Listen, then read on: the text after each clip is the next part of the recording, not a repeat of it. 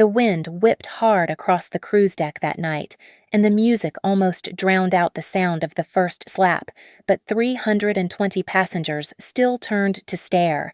No one stopped the second blow. They just raised their phones. He thought the ocean would swallow all evidence, that salt water erases everything it touches. He didn't know I collect proof better than waves collect shorelines. He didn't know that in 7 days. He'd be wearing handcuffs while those same 320 people watched from the railings. My name is Hannah Cole, and I paid for every single cent of this cruise myself. 7 nights, grand suite, Ocean Vista's premier accommodation package, all charged to my American Express, all earned through 60-hour weeks designing corporate galas for Summit and crew events. The receipt sits in my email, 18746.32, paid in full, 3 months before sailing. Not a family gift, not a group purchase. Mine. The Port Canaveral terminal buzzed with that specific energy of departure day families dragging oversized luggage, children already sticky with anticipation, couples taking their first cruise selfie before even boarding. I stood apart, watching my mother Elaine fuss over my younger sister Sierra's sundress while Dale, my stepfather, counted the boarding passes for the 5th time. Behind them, Bryce rolled our luggage cart, his jaw tight with what I'd later recognize as calculation, not concentration. "Hannah, sweetie," my mother called, waving me over with that particular gesture that meant she had something planned. "We need to discuss the room arrangements." The words hit before we'd even cleared security. I kept walking. The ship's gangway stretched ahead, that tunnel between land and sea where normal rules supposedly dissolved. My keycard, the one with Grand Suite printed in gold letters pressed against my palm inside my pocket. Every reservation, every upgrade, every dining package bore my name, Hannah Cole, primary guest. The suite revealed itself in layers marble entryway, living room with floor-to-ceiling windows, private balcony large enough for a dinner party. I set my laptop bag on the mahogany desk, already mentally organizing tomorrow's remote check-in with the office.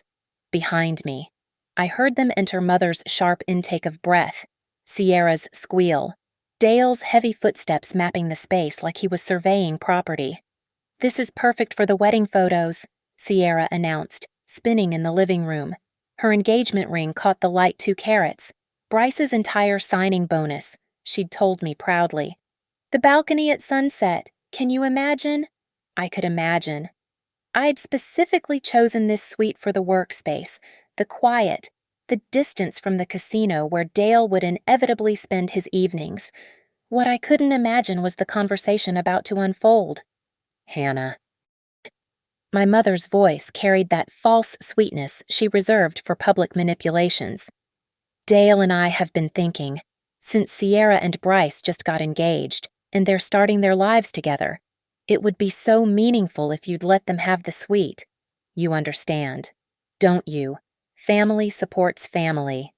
Dale stood behind her, 6'3" of implied threat, arms crossed over his contractor's chest, the same stance he'd used when he'd convinced her to refinance the house, to co-sign his truck loan, to put Sierra through college while my scholarships covered everything anyway. "The reservation is under my name," I said, pulling out my phone to show the confirmation. "The payment came from my account, the cruise line's policy. Policies can be changed," Dale interrupted. "I already talked to someone at the desk, said it was a family celebration, that we were redistributing rooms. Just need your signature." Still, the balcony door stood open, ocean wind carrying the sound of departure preparations. 3:45 p.m., 3 hours until sail away, 3 hours of them thinking they could rewrite my boundaries like they'd rewritten my childhood where Sierra needed the bigger room, the newer car, the parents' attendance at her recitals while mine were just practice runs anyway. "No." The word dropped between us like an anchor.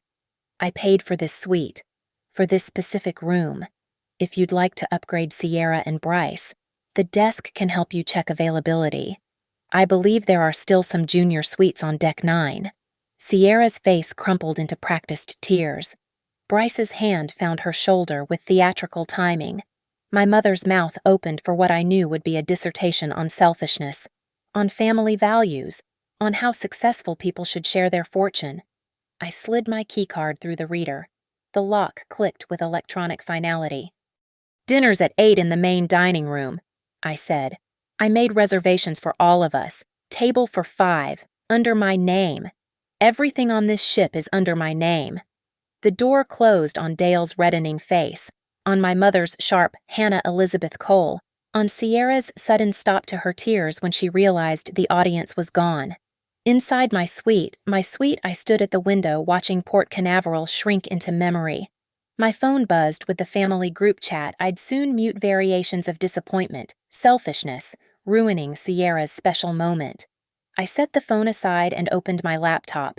Tomorrow's presentation needed final touches, and I had a sunset to enjoy from my balcony, with my champagne, in my moment of solitude before the real storm began.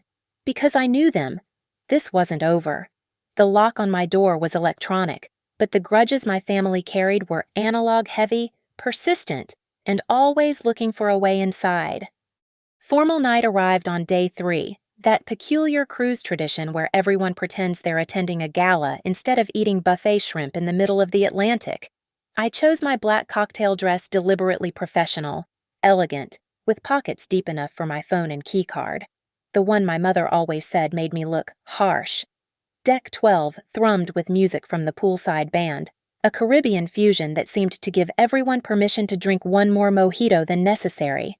I saw them before they saw me, Sierra in white of course, spinning for a circle of young women who cooed over her ring, Bryce holding court with a group of men his age, all boat shoes and golf stories.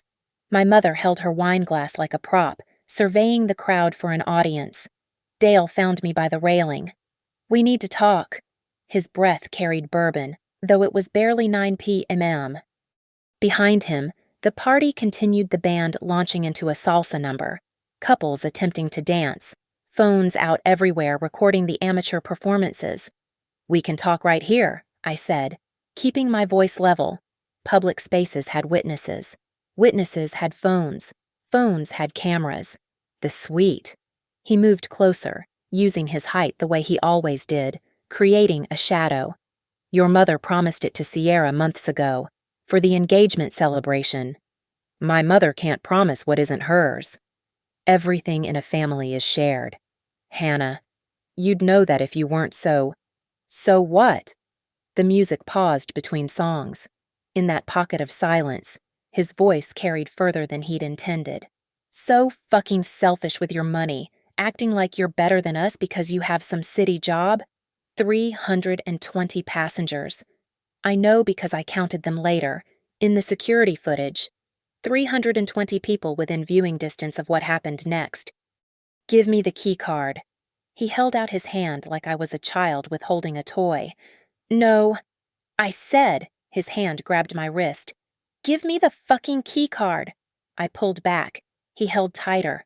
I reached for my phone with my free hand, muscle memory from a dozen safety seminars about documenting everything. His other hand moved fast, knocking the phone from my grip. It skittered across the deck, stopping at someone's feet. "You always were a difficult bitch," he said, loud enough now that people were openly staring. "Just like your father. No wonder he left." I laughed. Actually laughed. Because my father didn't leave. He died. Cancer. 3 years before my mother met Dale. But Dale had been drunk enough times to forget that detail, to rewrite our history into whatever justified his anger. The keycard. Dale. I pulled my arm free and reached for my pocket. The card was there, smooth plastic between my fingers. I held it up, then slipped it back into my pocket. Mine. The slap came fast enough that I heard it before I felt it crack of palm against cheek, loud as a starter's pistol. The crowd noise died instantly. The band stopped mid-measure. Every phone in sight lifted, that modern instinct to record before helping. The second slap came while I was still processing the first, harder, spinning me half a step. My face burned, eyes watering, but I didn't cry out. Instead, I turned to the nearest passenger, a woman in sequins holding her phone steady. "Are you recording?" My voice carried clear and calm. "Please keep recording." Security arrived in 90 seconds. I know because someone's video time-stamped it. 2 officers in white uniforms, radios crackling, trying to assess what they'd walked into a man over 6 feet, breathing heavy, a woman with a spreading red mark across her face, 320 phones pointed at them. "Family dispute," Dale said, switching to the reasonable voice he used with cops and contractors. "Just a misunderstanding. He assaulted me," I said. "Twice. Check the phones." My mother materialized, Sierra and Bryce behind her. "Officers, please, this is just Hannah's always been dramatic. We're family. We can handle this privately." "Ma'am, are you hurt?" The younger officer addressed me directly. "Yes, and I want this documented." "She's overreacting," Elaine insisted. "Dale barely touched her. Hannah, stop making a scene." A scene. 320 witnesses. My face still burning. And she called it a scene. The older officer spoke into his radio. "Incident on deck 12. We need a supervisor and medical." "This is ridiculous," Dale said, but his voice had lost its edge. Around us, the phones stayed raised. Someone had started live streaming. I heard fragments, "cruise fight." "Family drama." "Did you see him hit her?" "The suite," Sierra whispered, as if that was still the point. "Mom." "The suite." "Not now," Bryce hissed, smart enough to recognize when a situation had shifted beyond control. The security supervisor arrived with 2 more officers. The medical team followed. The band had long since abandoned their instruments. The party had become a crime scene, and everyone wanted to watch how it would end. "Sir, we're going to need you to come with us," the supervisor said to Dale. "For what? Disciplining my stepdaughter. Wrong answer." The supervisor's expression hardened. "For assault, sir. This is a zero-tolerance ship." They led him away through the crowd. My mother followed, protesting about misunderstandings and family matters. Sierra cried real tears this time. Bryce stood frozen, calculating whether to follow or distance himself. I stayed by the railing, face throbbing, while the medical team checked my injuries and documented everything. Around me, 320 passengers slowly returned to their evening, but their phones stayed out, uploading, sharing, creating a digital record that no amount of family revision could erase. The ocean continued its rhythm against the hull, indifferent to human drama, but I wasn't looking for sympathy from the sea. I was building a case. The medical bay at 2:15 a.m. felt like a different ship, entirely fluorescent lights instead of disco balls, antiseptic instead of coconut sunscreen. Dr. Martinez photographed my face from 4 angles while the nurse typed. "The swelling will peak in about 12 hours, she said, professional but kind. "I need to ask, do you feel safe returning to your cabin?" "Yes. He doesn't have access to my suite." She exchanged glances with the nurse. "I mean, do you feel safe on this ship?" The question hung between us. Outside, 14 decks of passengers slept off their rum punches, unaware that somewhere in the security hold, Dale was probably demanding a lawyer he wouldn't get until we reached port. "I feel safer than I have in 15 years, I said. Back in my suite, I opened my laptop and created a new folder. Evidence Ocean, Vista, Assault. Subfolders, Videos, Medical, Witnesses, Documentation. My event planning brain kicked in. This was just another project requiring meticulous organization. First, the videos. I'd memorized faces in the crowd, noted distinctive clothing. The woman in sequins would be easy to find. The man in the Navy veteran cap. The couple with matching anniversary shirts. By 4 a.m., I'd identified 17 potential witnesses through the ship's social media hashtag. "Excuse me," I messaged each one through the ship's app. "I'm the woman from Deck 12 tonight. If you have any footage, I would be deeply grateful if you could share it. I can offer a beverage package credit or specialty dining reservation in exchange for your help." The responses came faster than expected. Insomnia runs deep on cruise ships. That was terrifying. Of course. Here's my video. Your stepfather is an ass. I got the whole thing. Honey, I started recording when he grabbed your wrist. File attached. By sunrise, I had 11 videos from different angles. The slaps played out like a horrible sports replay, multiple perspectives of the same violence. One woman had been live streaming her vacation. You could hear her gasp, "Oh my God, he hit her," in real time. Next, the paper trail. I dressed carefully, covering the bruise with concealer that didn't quite work, and walked to the security office on deck 3. Officer Kim sat behind bulletproof glass, looking tired. "I need to file a formal incident report," I said. "Ma'am, that was filed last night." "No, I need my own copy. And I need to request all CCTV footage from Deck 12 between 8:45 and 9:30 p.m. I also need the access log for Suite 1201 showing every keycard attempt for the past 72 hours. He blinked. "That's specific. I'm an event planner. Documentation is my specialty. I also need the ship's zero-tolerance policy in writing, the medical report from my examination, and any statements taken from witnesses. I'll need to ask my supervisor. Please do. I'll wait." While he disappeared into the back office, I opened my phone and started my next task finding a lawyer. Evelyn Reed answered on the third ring despite it being 6 a.m. in Miami. "Hannah Jesus." "What?" "I'm on a cruise. My stepfather assaulted me in front of 300 people.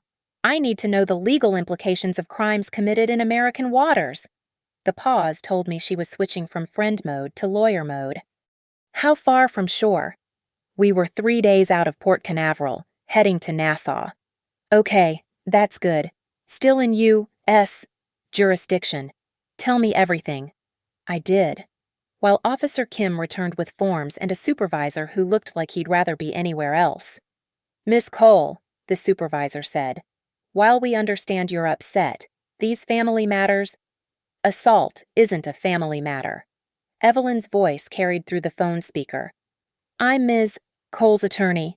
You will provide her with every document she's requested, or I'll have your cruise line's legal department explaining to a federal judge why you're obstructing a victim's right to documentation." The supervisor's face changed. "Of course, we'll have everything ready within the hour."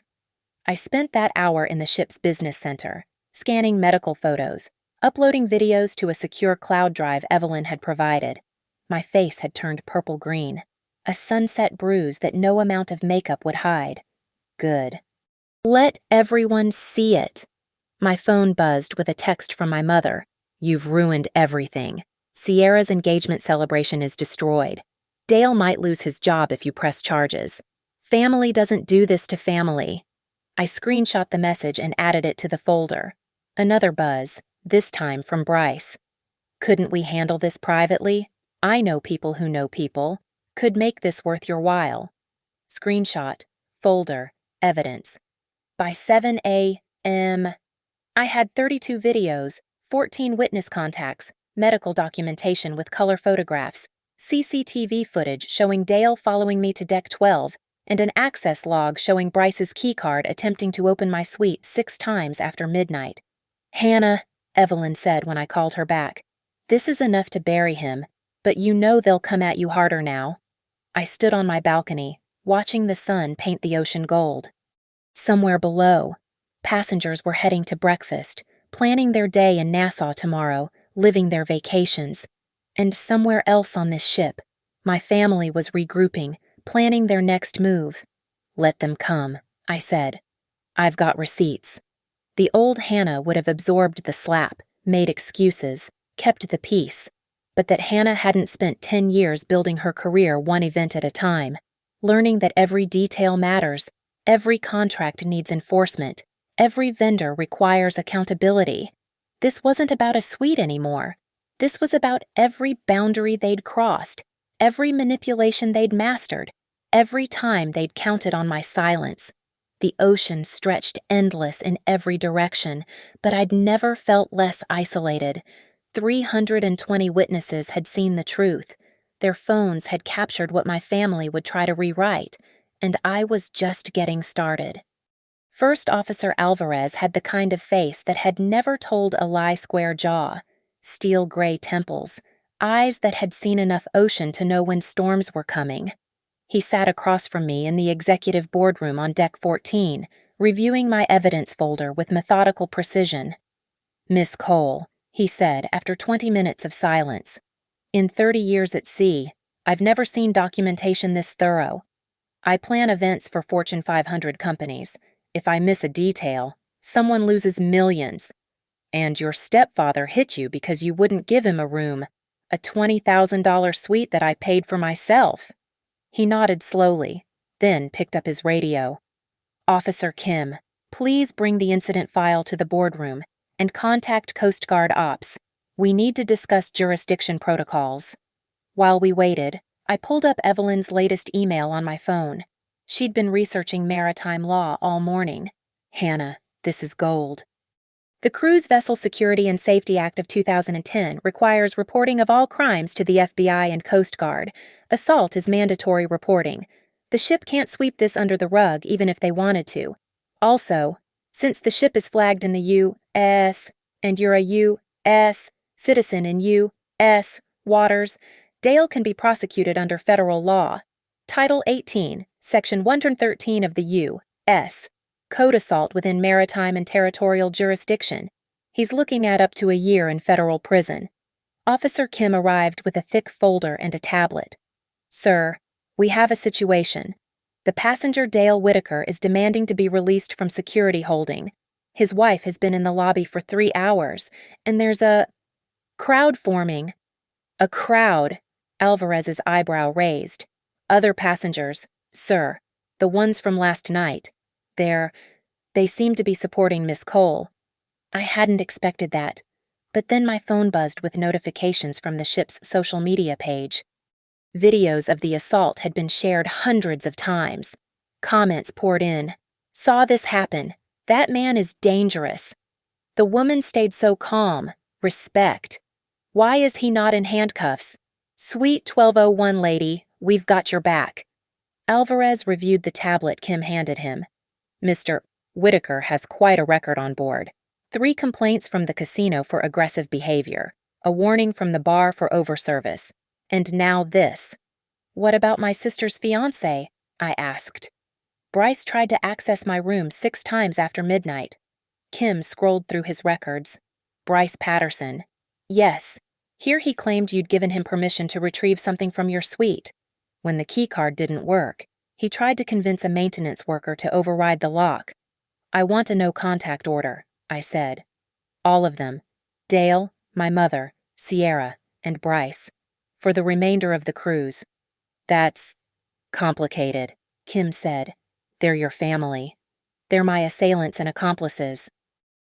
I opened another folder on my laptop. Here's Bryce offering me a bribe to drop charges. Here's my mother trying to guilt me. Here's Dale's history 2 restraining orders from previous relationships, which I found through public records this morning. Alvarez and Kim exchanged glances. "Additionally," I continued, "I want them moved to interior cabins on Deck 2, away from my suite, away from public areas where I might encounter them. We can't just relocate passengers. You can during security incidents." I pulled up the cruise contract on my screen. Section 47, subsection C. The vessel reserves the right to relocate passengers for safety and security reasons. "My safety qualifies." Alvarez almost smiled. "You've done your homework. I also know that if this ship doesn't take appropriate action, the liability falls on the cruise line. Especially with 320 witnesses who saw your security team initially try to minimize this as a family dispute." My phone rang Evelyn. "Put me on speaker," she said. I did. "Gentlemen, I'm Evelyn Reed, attorney for Miss Cole. I want to make this crystal clear. My client was assaulted in front of hundreds of witnesses. The videos are already viral on TikTok, yes." I said viral. "The hashtag #DarCruiseJustice has 40,000 views and climbing. If your cruise line doesn't handle this properly, by the book, with full protection for my client, we won't just be discussing assault charges.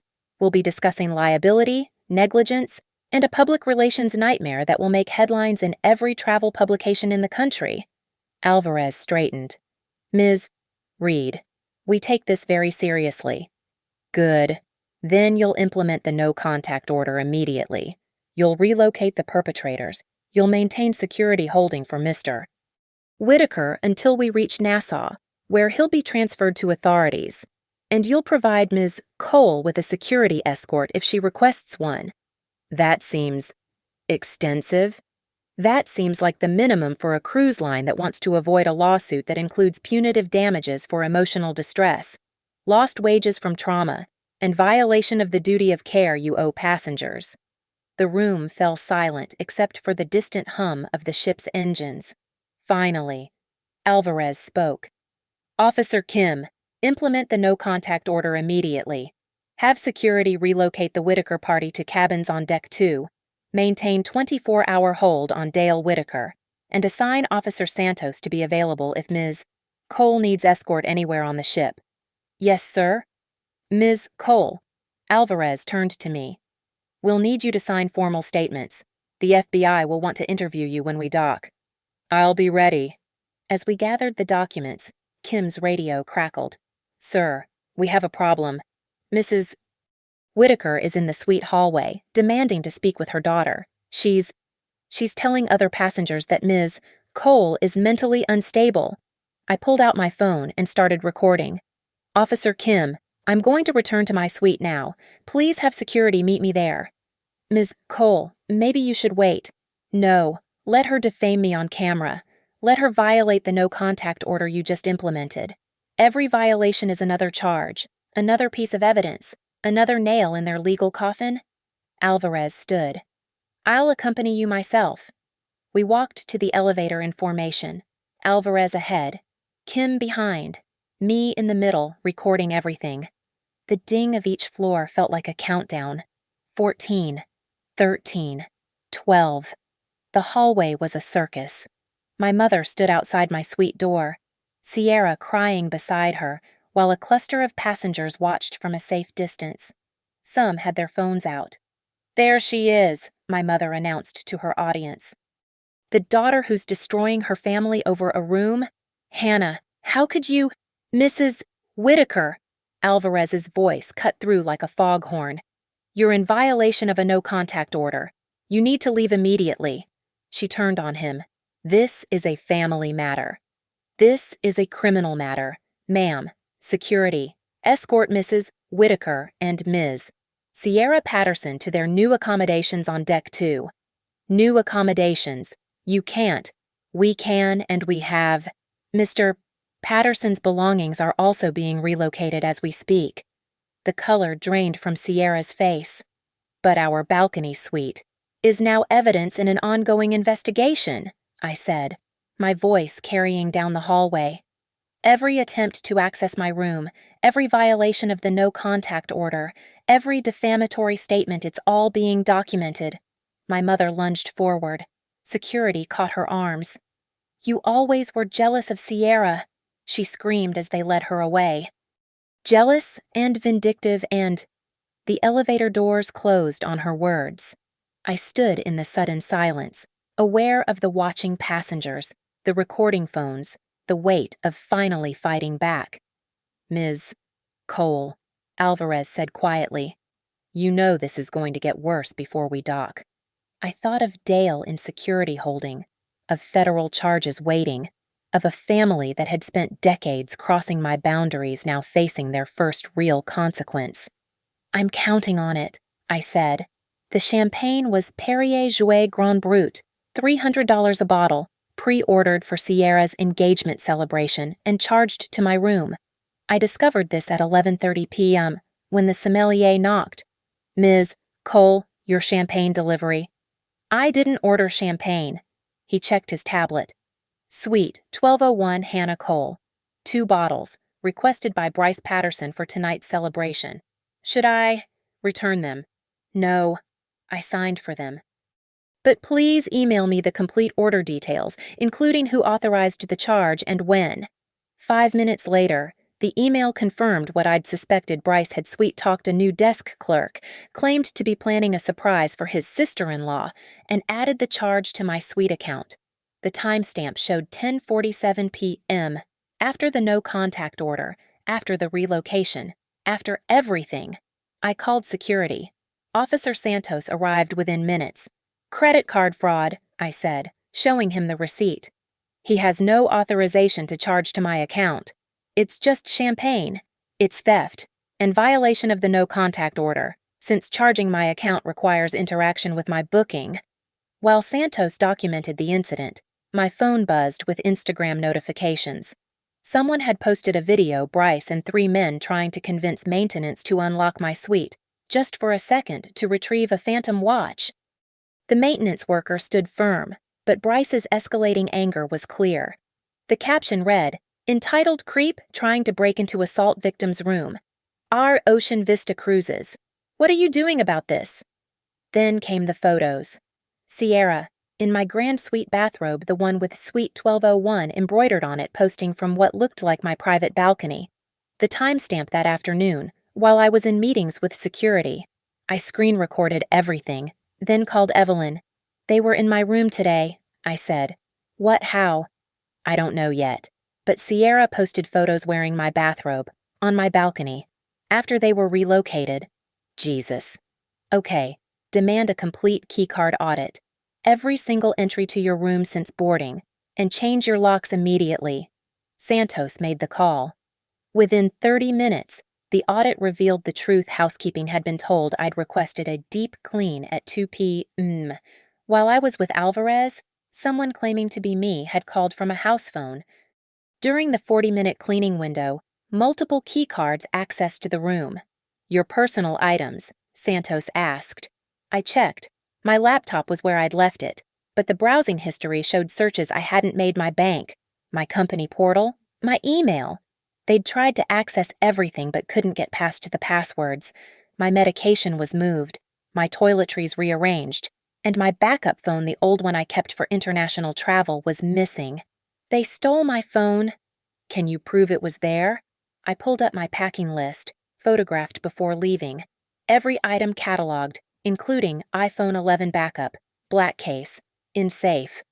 The safe was locked, but my backup phone was gone. In its place, a bar of soap from the bathroom. They'd taken the phone and left evidence they'd been in my safe. "This is breaking and entering," I said.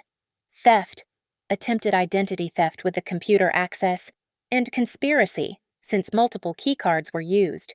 Santos looked overwhelmed. "I need to get Alvarez." While we waited, I opened the ship's app. The champagne wasn't the only new charge. Spa services for 3 people, $800. Shore excursions in Nassau, $1,200. Specialty dining for $500-600. All charged after the no-contact order. "They're trying to run up my bill," I told Evelyn. "Make me look petty if I dispute charges, or drain my credit limit so I can't function." "Document everything. This is escalating to felony level. Organized fraud, conspiracy, breaking and entering. Dale's looking at serious federal time now, and Bryce might join him." Alvarez arrived at midnight with 2 more officers and a grim expression. "Ms. Cole, I need to ask, do you want to disembark in Nassau for your safety?" "No. That's what they want.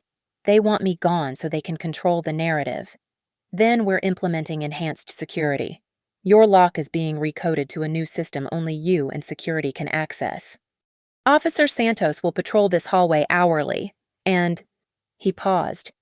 "We're searching their relocated cabins." "For what?" "Your phone, for starters, but also any other items they might have taken. Do you consent to us checking their original rooms as well?" "Absolutely." My phone lit up with a text from an unknown number. "You always were a vindictive bitch. Dad would be ashamed of what you've become." The area code was from the ship's internet cafe. Another text. "Sierra's crying? She just wanted nice photos for her engagement. You've ruined her cruise." Then another. "Drop the charges or we'll make sure everyone at your company knows what kind of person you really are."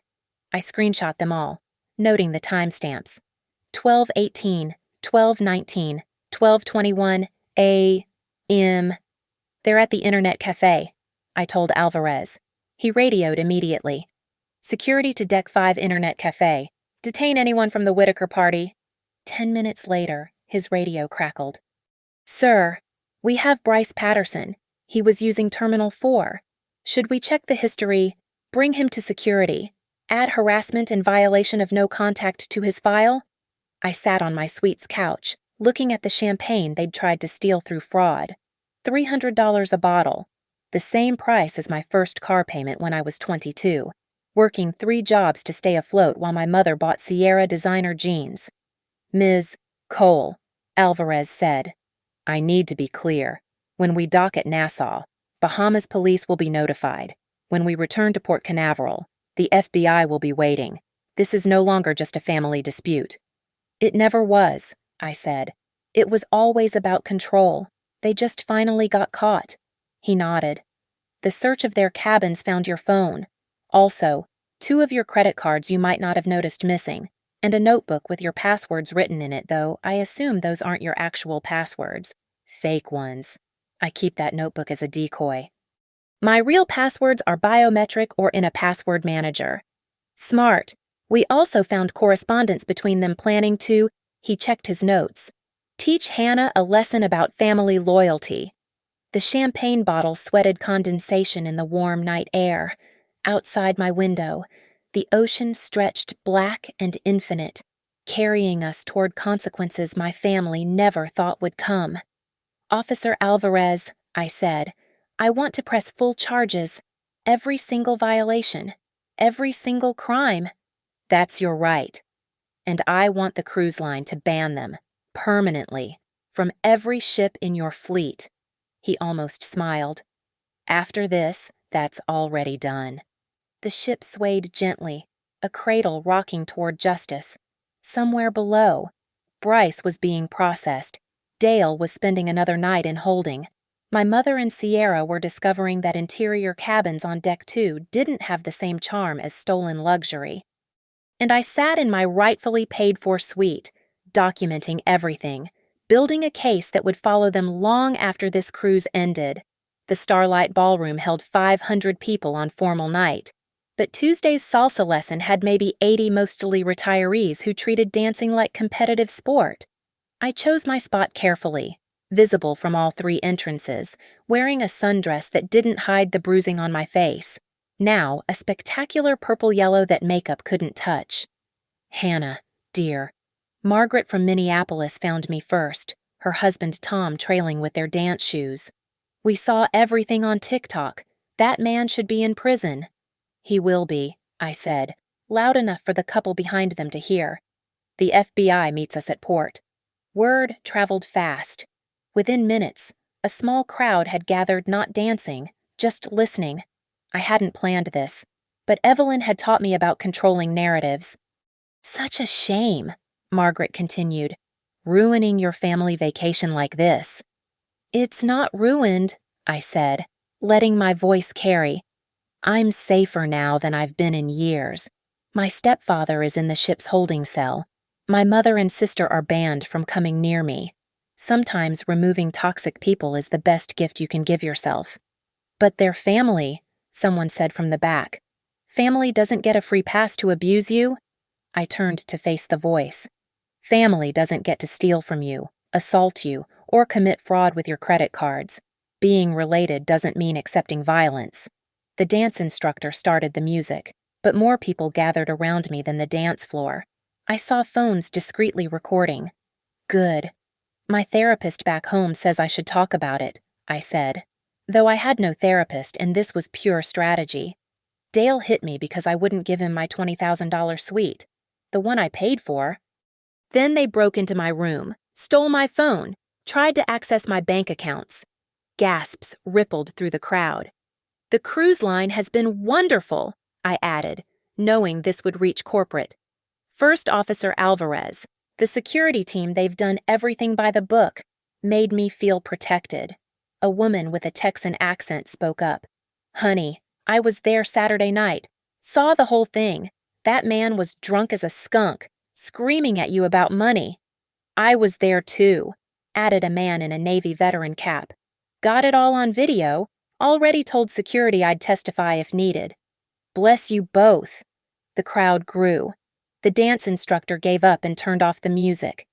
I became the center of an impromptu support group, each person sharing stories of family members who'd crossed lines, taken advantage, expected blind loyalty.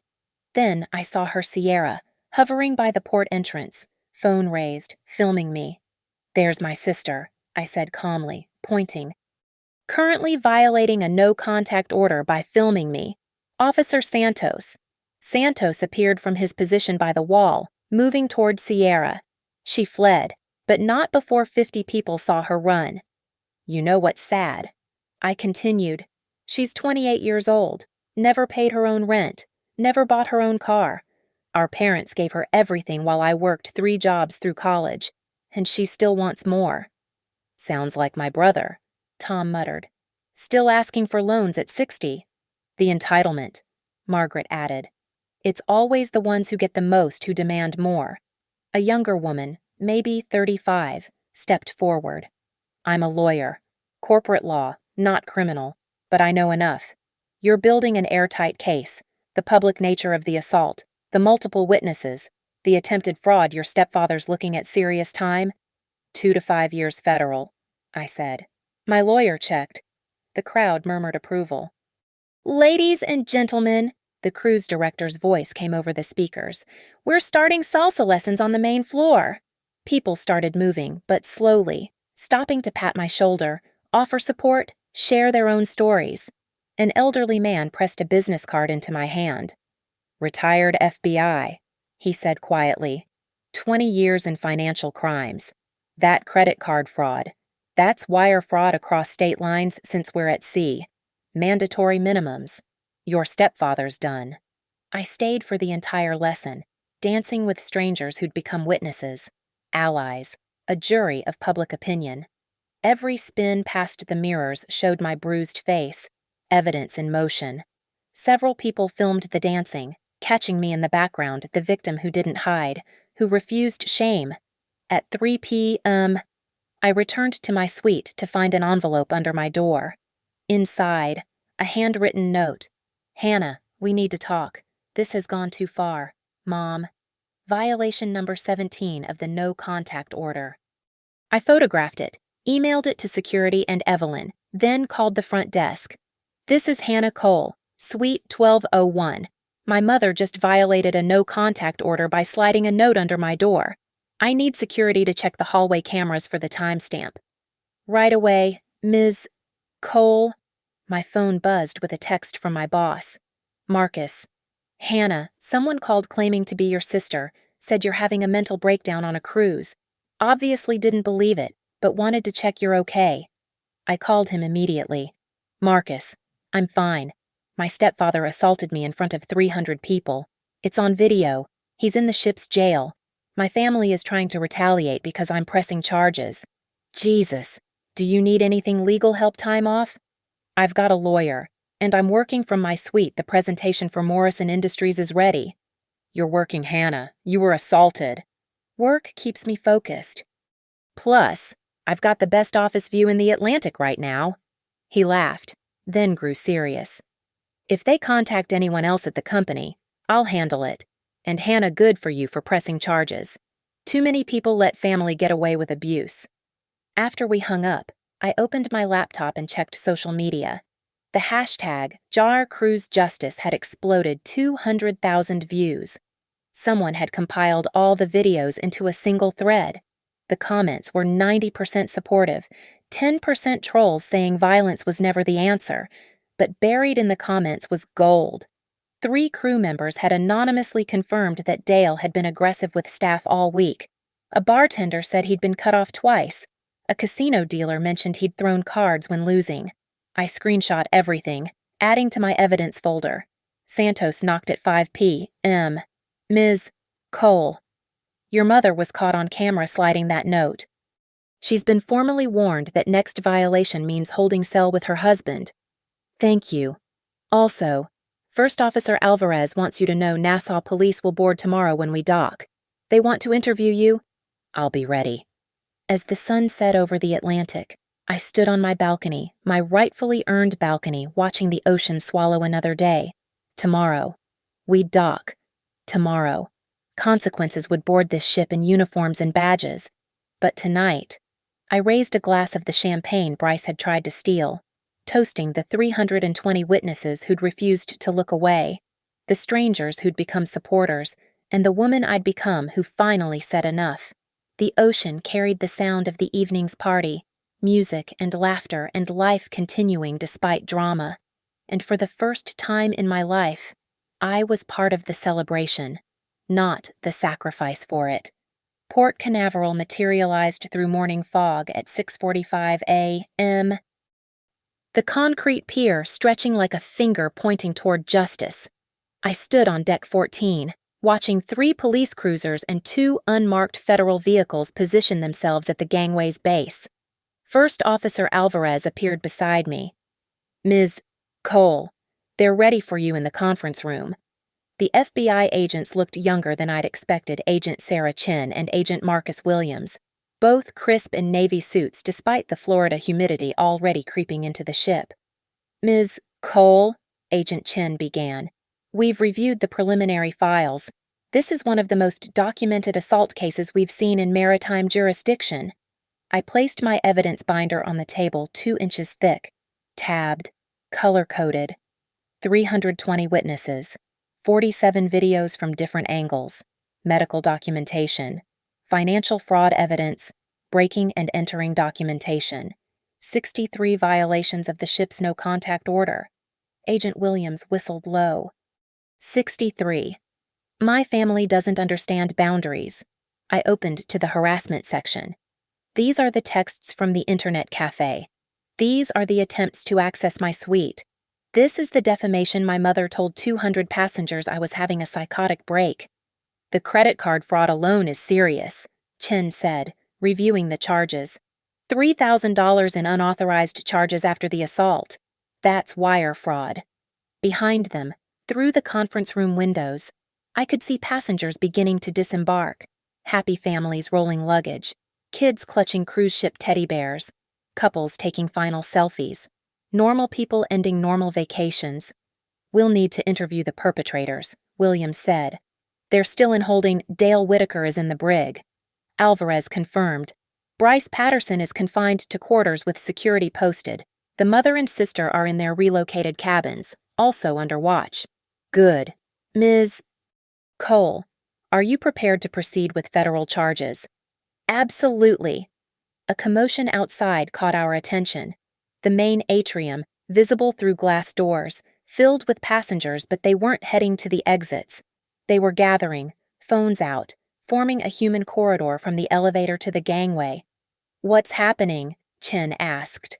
Santos's voice crackled over Alvarez's radio. "Sir, we have a situation. Approximately 300 passengers are refusing to disembark. They say they want to witness the arrest." I recognized faces in the crowd. Margaret from Minneapolis, the Navy veteran, the retired FBI agent, the corporate lawyer, dozens from the salsa lesson. They'd organized overnight, a flash mob of accountability. "This is unprecedented," Alvarez muttered. My phone buzzed with a Twitter notification. Someone had posted, "Happening now. Cruise ship passengers refuse to leave until man who assaulted woman is arrested. We are witnesses. Soccer cruise justice. No more silence." The crowd grew. Passengers who'd been heading to leave stopped, turned back, joined the gathering. The cruise line's departure staff looked panicked. They needed these people off the ship to prepare for the next sailing. "Bring him up," Chen decided. "We'll make the arrest properly, in view of witnesses. Sometimes public accountability is part of justice." Alvarez gave the order. We moved to the atrium's upper level, looking down at the human sea below. The crowd saw me and erupted in applause. Someone started chanting, "Justice for Hannah," and others joined in. Then the elevator opened. Dale emerged first, flanked by security, hands cuffed behind his back. His face florid, sweating, smaller somehow than the man who'd towered over me 3 nights ago. The crowd fell silent. Agent Chen's voice carried clear and official. "Dale Whitaker, you're under arrest for assault in federal maritime jurisdiction, wire fraud, and conspiracy to commit identity theft. You have the right to remain silent." The Miranda rights echoed through the atrium. 300 phones recorded every word. Behind Dale came Bryce, also cuffed.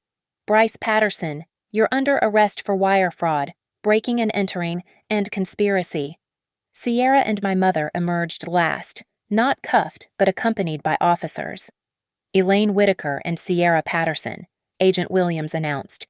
"You're being issued federal appearance summonses for conspiracy and harassment.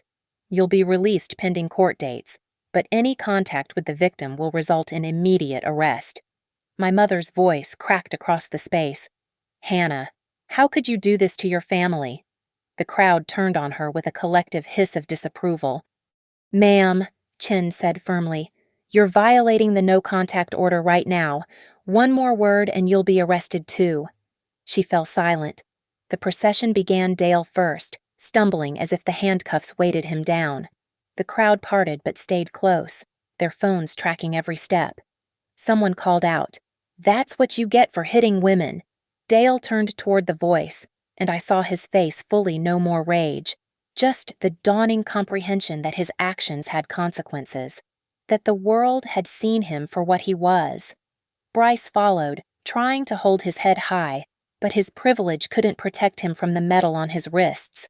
He'd thought his connections, his charm, his knowing people who know people, would save him. Instead, 300 strangers bore witness to his downfall. My mother and Sierra were escorted behind them, my mother weeping theatrically, Sierra stone-faced, clutching her phone like a lifeline. They'd have to arrange their own transportation home, find their own lawyers, face their own consequences.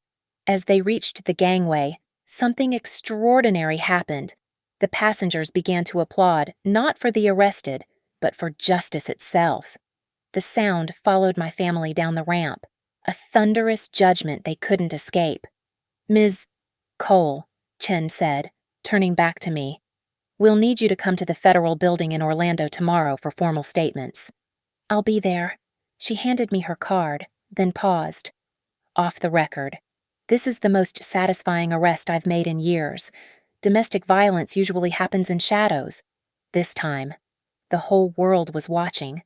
The crowd began to disperse, but not before many found me, pressing business cards into my hands, offering to testify, sharing their contact information. Margaret from Minneapolis hugged me tight. "You did it, honey. You stood up to them." By 9 a.m., the ship was nearly empty. I returned to my suite one last time, packing my things, leaving the champagne bottles as evidence for the cruise line's investigation. Through my balcony window, I could see the police cars pulling away, Dale and Bryce in separate vehicles, heading toward federal booking. My phone had 500 notifications. The video of Dale's arrest already had 1 million views. News outlets were calling for statements. My boss, Marcus, had sent a simple message: "Take all the time you need. Your job is secure." But the message that mattered most came from a number I didn't recognize. "I'm a prosecutor with the U.S. Attorney's Office. Based on the evidence collected, we're pursuing maximum charges. Dale Whitaker faces up to 5 years. Your documentation is flawless. Thank you for not backing down." I wheeled my luggage to the gangway, where Alvarez waited with the cruise line's corporate representatives. "Ms. Cole," the representative began, "Ocean Vista Cruises would like to offer you a complimentary suite on any future sailing, as well as lifetime VIP status." "I appreciate that," I said, "but I'd rather you donate the value to a domestic violence shelter and update your training so security doesn't dismiss assault as family disputes." We'll do both." I walked down the gangway into the Florida sun, where an Uber waited to take me home. Behind me, the Ocean Vista prepared for its next voyage, but it would sail without the Whitakers not just this sailing, but every sailing, forever banned from the fleet. The driver looked at me in his rearview mirror, taking in my bruised face. "Rough cruise." "No," I said, watching the ship shrink behind us. It was perfect. The federal courthouse in Orlando rose like a monument to accountability, all glass and steel catching the morning light. 6 months had passed since the cruise, but the memories remained sharp as the creases in my prepared statement. Dale got 4 years federal prison. The judge called it an egregious violation of trust and safety, compounded by conspiracy to commit financial crimes. He'd stood there in his orange jumpsuit, suddenly old, trying to catch my mother's eye. She never looked at him. Bryce got 18 months and 3 years probation. His company fired him the day after the arrest video went viral. Sierra left him 2 weeks later. Turned out she valued her influencer reputation more than a fiancé with a federal record. My mother received 6 months probation and mandatory counseling. The judge lectured her about enabling abuse, about choosing a man over her daughter's safety. She cried, but they weren't tears of remorse, just self-pity for consequences she never thought would come. Sierra got community service and a restraining order. Her Instagram followers dropped from 50,000 to 3,000 overnight. Last I heard, she was working retail, living in a studio apartment, learning what it meant to pay her own way. But the real ending came 3 weeks after the trial, in an unexpected place. I was speaking at a domestic violence awareness conference in Miami, invited after the video passed 10 million views. The organizer introduced me as the woman who proved abuse thrives in silence but dies in sunlight. The ballroom held 500 people. As I approached the podium, I saw them not my family, but my witnesses. Margaret from Minneapolis had flown in. The Navy veteran sat in the front row, the corporate lawyer, the retired FBI agent, dozens of faces from that cruise, all gathered not for drama, but for change. Abuse doesn't always hide in shadows, I began, my voice steady. Sometimes it happens in front of 320 witnesses, on a cruise deck, under string lights. With a crowd that could intervene but initially just records. The room was silent, but recording became evidence. Witnesses became advocates. Strangers became the family I chose over the one that chose to hurt me. Every person who kept their phone steady that night, who testified to the FBI, who stood in that atrium refusing to leave until justice walked down that gangway, you changed my life. I talked about boundaries, about the myth of family loyalty, about how abusers count on victims staying quiet to keep the peace.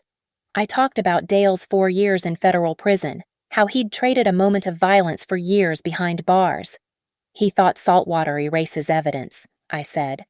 He was wrong. Nothing erases 320 witnesses. Nothing silences the truth when people refuse to look away. The applause lasted 3 minutes. Afterward, Margaret found me by the coffee station. Did you hear about the cruise line? What about them? They implemented new training. Every assault is treated as assault, not a family matter.